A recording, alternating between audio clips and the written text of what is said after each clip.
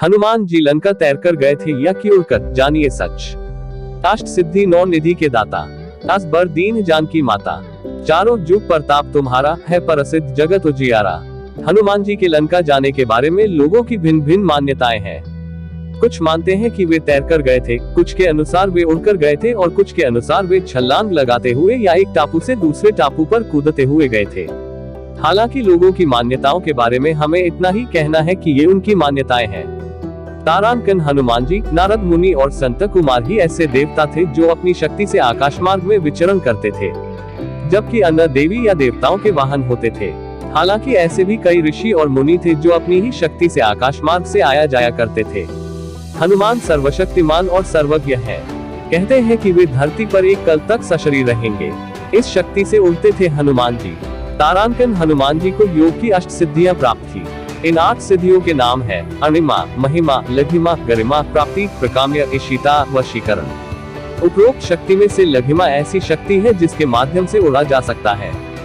हनुमान जी महिमा और लघिमा शक्ति के बल पर समुद्र पार कर गए थे। तारांकन योग द्वारा प्रथम 3 माह तक लगातार ध्यान करते हुए शरीर और आकाश के संबंध में संयम करने से लघु अर्थात हल्की रुई जैसे पदार्थ की धारणा से आकाश में गमन करने की शक्ति प्राप्त हो जाती है। इस शक्ति को हासिल करने के लिए यम और नियम का पालन करना जरूरी है। साथ ही संयमित भोजन, वार्तालाप, विचार और भाव पर ध्यान देना अत्यंत जरूरी होता है। तारांकन रामायण या रामचरितमानस में एक शब्द लिखा है लांघना। समुद्र को लांघना। लांघने का अर्थ तैरना, कूदना या छलांग लगाना नहीं है।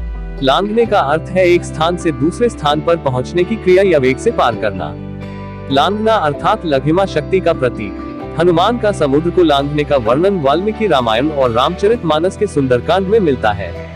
तारांकन परामनोविज्ञान इस लघिमा शक्ति के संबंध में खोज करता रहा है। तिब्बत और हिमालय के कुछ भिक्षु या साधु पद्मासन लगा समाधि अवस्था में आकाश में कुछ ऊंचाई तक उठे हुए पाए गए हैं। आज भी ऐसे साधु, संत और भिक्षुओं को देखा जा सकता है। डिस्कवरी चैनल पर इस संबंध में एक डॉक्यूमेंट्री प्रसारित हुई थी जिसे YouTube पर देखा जा सकता है। समुद्र को लांघना।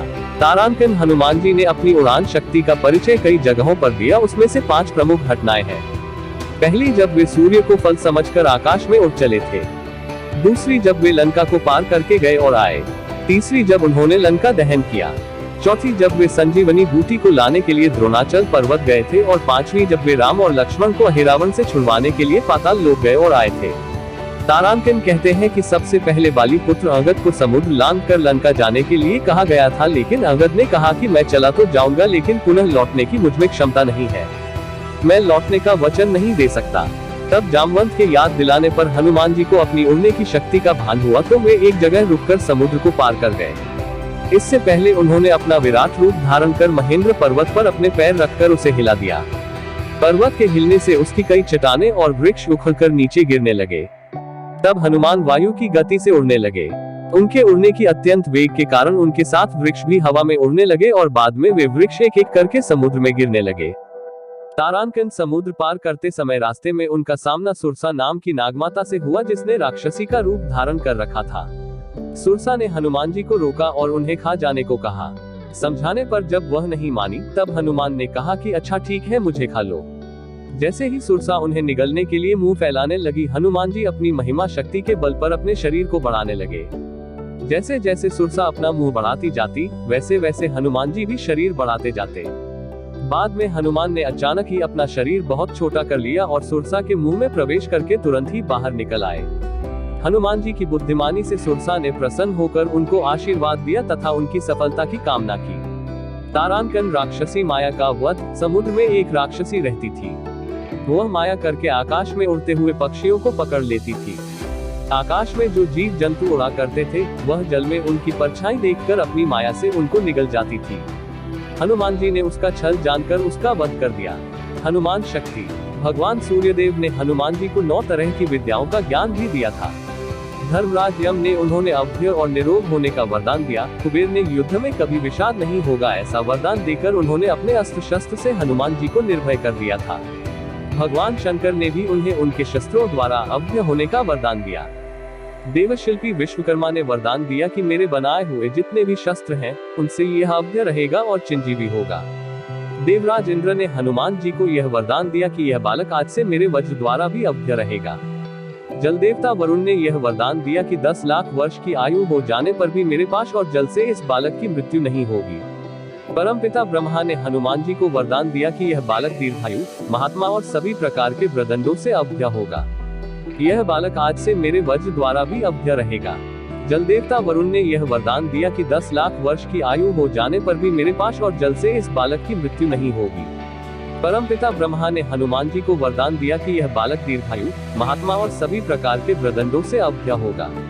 पुराणों के अनुसार हनुमान जी को कई देवी देवताओं से विभिन्न प्रकार के वरदान और अस्त्र शस्त्र प्राप्त थे। इन वरदानों और शस्त्रों के कारण हनुमान जी उद्धत भाव से घूमने लगे। यहाँ तक कि तपस्यारत मुनियों को भी शरारत कर तंग करने लगे। उनके पिता पवनदेव और माता केसरी के कहने के बावजूद भी हनुमान जी नहीं रुके। इसी दौरान एक शरारत के बाद अंगिरा और भृगुवंश के मुनियों ने कुपित होकर श्राप दिया कि वे अपने बल को भूल जाएं और उनको बल का आभास तभी हो जब कोई उन्हें याद दिलाए। निष्प्रमाण शरीर संलिलिग्धेश्वरर्निभम् बहुभ्या पीड्यमास चरणाभ्य च पर्वतम्। 11 वाल्मीकि रामायण सुंदरकांड।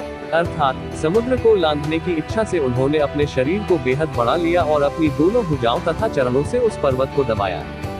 11 स चचालचल चाशु मुहूर्तम कपिपीठित तरुणा पुष्पिता ग्राणा सर्वम पुष्पम शातयत।